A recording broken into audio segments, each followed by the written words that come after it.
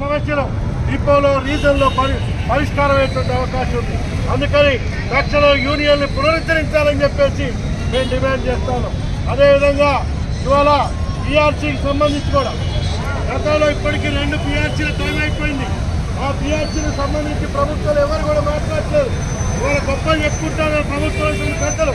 మేము మహాలక్ష్మి పథకాన్ని మేము ప్రభుత్వం వచ్చిన తర్వాత దీన్ని అమలు చేస్తున్నామని చెప్తాను.